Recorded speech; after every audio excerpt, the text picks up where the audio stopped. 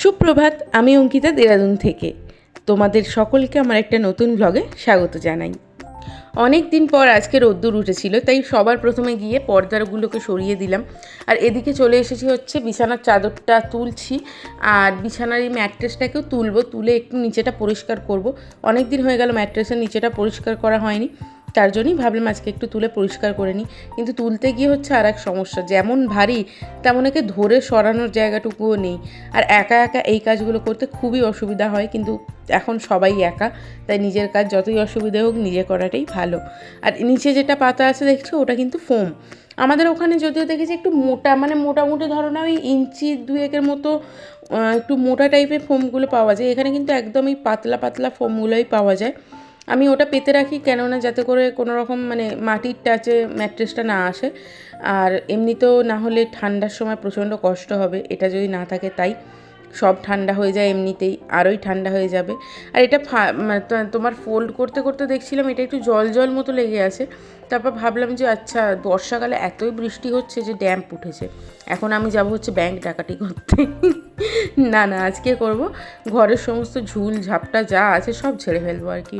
আর এই ঘরটা মালকিন বা মালিক এত উঁচু কার কথা ভেবে বানিয়েছিল জানো? খালির কথা ভেবে। ওনারা ভেবেছিলেন এখানে এসে খালি থাকবে, খালি বালি করে ডান্স করতে করতে ঝুল ঝাড়বে। আমি একটা 5 ফুট 4 ইঞ্চির মানুষ, একটা চেয়ারের উপরে দাঁড়িয়ে এত বড় একটা ঝাঁটা নিয়েও সিলিংয়ে আমি হাত মানে পৌঁছাচ্ছেই না আমার। কীভাবে করবে এই ঘরটা আমি পরিষ্কার, আমি নিজেও জানি না। মানে তোমরা নিজেই দেখতে পাচ্ছ যে আমি এত চেষ্টা করে লুংচে তোমার ওই ঝুল ঝাড়ার চেষ্টা করছি। আর এত উঁচু আলমারি কে বানায় ভাই? কার প্রয়োজন এত উঁচুতে আলমারি? এখানের মধ্যে খালি নিজের প্রোটিন ড্রিঙ্ক রাখবে, তাই এত উঁচু আলমারি প্রয়োজন। আমি তো কোনো দিন কিছু রাখতেই পারবো না, শুধু ছুঁড়ে ছুঁড়ে কোল্ড ড্রিঙ্কসের বোতল ছাড়া। যাই হোক, আর এই যে প্যানেলিংগুলো দেখছো, এগুলো কিন্তু ফাইবার দিয়ে করা আছে, যাতে ঠান্ডাটা বেশি না আসে বা দেওয়ালে ড্যাম্পটা যাতে বেশি না লাগে, তার জন্য। তারপর ভাবলাম সব যখন পরিষ্কার করছি, আমার এই হেলিকপ্টারটাকেও পরিষ্কার করি, কিন্তু তাতেও আমি হাত পাচ্ছি না। তাই ভাবলাম মার ঝাড়ু মেরে ঝেঁটিয়ে বিদায় করে ঝাপটে আজকে সব ঝুল ছেড়ে ফেলবো। তো তাই হিসেব করেই আমি এখন ঝাপটি শুরু করে দিয়েছি। কেননা দেখতেই পাচ্ছ আমি হাত বাড়াচ্ছি, মানে ধরার চেষ্টা করছি, আমি পারছি না, আমার হাত পৌঁছাচ্ছে না অত দূর। আর পাখাটা কিন্তু যতটা ঝোলানো যায় একটা পাখাকে, আমার হাতটা কোথায় দেখো, পাখাটা কোথায় দেখো। আমি মানে পুরো রড দিয়ে, দেখতেই পাচ্ছ কত নিচু করে ঝোলানো পাখাটা যখন উপরে ছিল একটু হাওয়া লাগতো না গায়ে, এত উঁচু। তো কিছু করার নেই। আমাদের মতো চশমা পরে যারা, তারাই জানে এই সমস্যাটা কী পরিমাণে হয়। চশমা পরে কাজ করলে ঘেমে যায়, দেখতে পাই না। চশমা খুলে কাজ করলে এমনিই দেখতে পাই না, মানে দুদিক দিয়েই দেখতে পাবো না। যাই হোক, এখন আমি ঝুল ঝেড়ে যতটা ঝুল বেরিয়েছে সেটাকেই ঝাঁটা দিচ্ছিলাম। আর এরপর এখন জানলাটাও পরিষ্কার করব, কিন্তু তার মধ্যে আবার দেখো কারেন্টও চলে গেছে। মানে কারেন্ট না গেলে এখানে তুমি ভেবে নিও তোমার কাজে ভগবান সন্তুষ্ট হয়নি, কিছু করার নেই। এইভাবেই আমাদেরকে চলতে হয়, পাহাড়ে থাকবো, মজা করব। আর এরপর আমি জানি না কেন এই গানটা করছিলাম।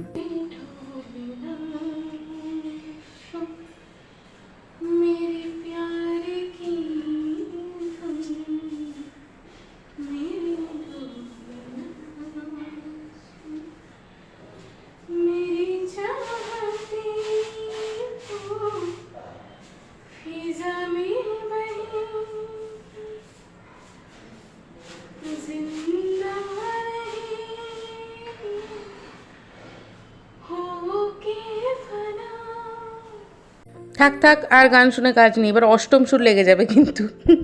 আর আমি জানি না, আমি ঝুল ঝাড়তে গেলে কেন এই মঞ্জুলিকা গান আমার মনে পড়ে। মানে সেই ছোটোবেলায় দেখেছিলাম ঝুল সরিয়ে সরিয়ে ঢুকছিল, সেই থেকে বোধহয় এটা আমার হয়। মানে ঝুল ঝাড়তে গেলে একটা গানই আমার মনে পড়ে। তো এখানে আমি জানলাগুলোর যে কাঁচটা আছে সেটা আর কি ভালো করে একটু মুছছিলাম। ধুলো হয়ে গেছে প্রচণ্ড রকম, তাই একটু চকচকে করার চেষ্টা করছিলাম, যদিও করা সম্ভব না। কত বছরের যে ধুলো এখানে জমে আছে আমি জানি না। আমি আশা থেকে সত্যি এইভাবে ক্লিন করিনি, কিন্তু আজকে ভাবলাম যে না, একটু করাটা উচিত। তারপরে কাজবাজ শেষ করে দেখি বৃষ্টি এসেছে। আর বৃষ্টি এসেছে, কাজ করা শেষ, স্নান করতে যাব, একটু ভিজবো না বলো, তা কি হয়? তো গিয়েছিলাম একটু ভিজতে, একটুখানি দাঁড়ালাম, একটু ভিজলাম, ভালো লাগলো, ঠান্ডা ঠান্ডা বেশ।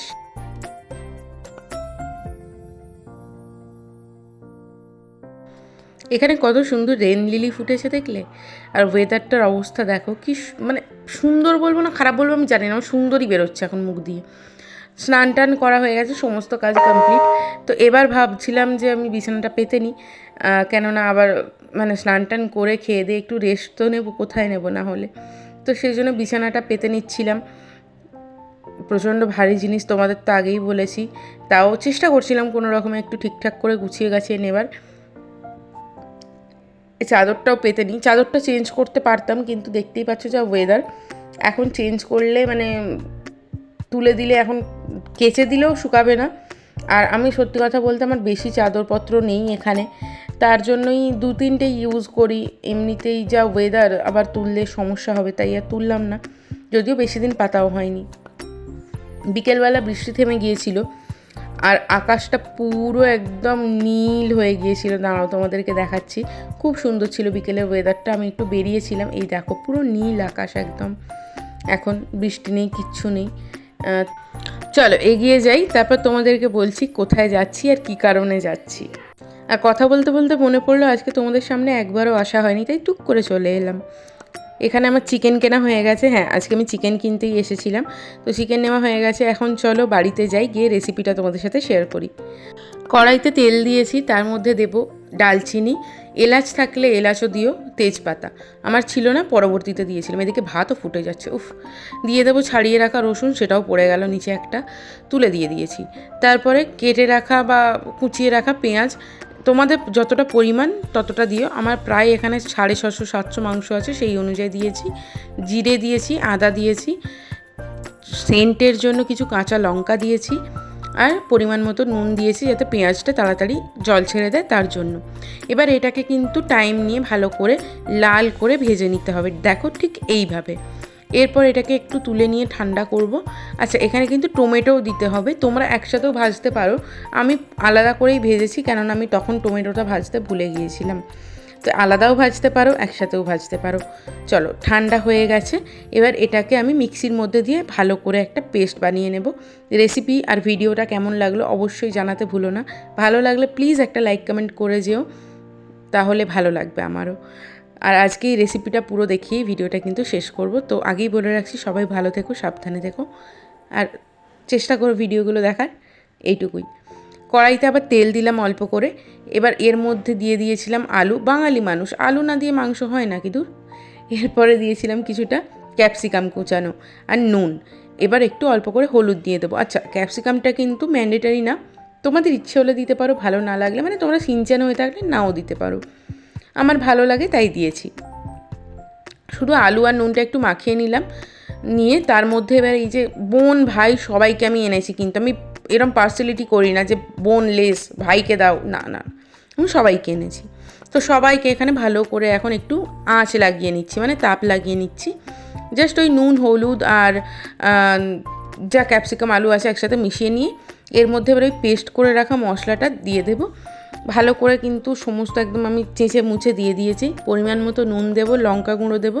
তোমরা এখানে কাঁচা লঙ্কা, ছেঁড়া লঙ্কা, ফাটা লঙ্কা, বাটা লঙ্কা সব ইউজ করতে পারো তোমাদের ইচ্ছে অনুযায়ী। আমি গুঁড়ো লঙ্কাই ইউজ করি। তো পরিমাণ মতো দিয়ে দিয়েছিলাম। এরপর এটাকে কিন্তু মোটামুটি ঢাকা দিয়ে দিয়ে কষাতে হবে। প্রায় মোটামুটি ধরো না মিনিট 20 তো লাগবে এটাকে কষাতে, আর 5 মিনিট অন্তর কিন্তু এসে দেখেও যেতে হবে, বসিয়ে দিয়ে ভুলে গেলে হবে না, কেননা তলায় তাহলে ধরে যাবে। আমার কষানোর পরে একদম লাস্ট তোমাদেরকে দেখাচ্ছি, তুলে দেখো পুরো তেলটা চারিদিক দিয়ে ছেড়ে দিয়েছে। এই রকম অবস্থাতেও তোমরা রুটি বা পরোটা দিয়ে খাওয়ার জন্য কিন্তু নামিয়ে নিতে পারো। আমি ভাত দিয়ে খাবো তাই জল দিচ্ছি, আর ঠান্ডা জল যেহেতু একেবারে দিচ্ছি না, অল্প অল্প করে দিতে হবে ঠান্ডা জল দিলে, যাতে একেবারে জিনিসটা ঠান্ডা না হয়ে যায়। আর গরম জল হলে একেবারে দিতে পারো। তো মোটামুটি এইভাবেই আমি এখন মাংসটাকে পরিমাণ মতো জল দেবো, দিয়ে আবার ঢাকা দিয়ে কিছুক্ষণ ফোটাবো। তারপরে এই যে আমার রেডি হয়ে গেছে চিকেন। আজকের মতো ভিডিওটা এখানেই শেষ করছি।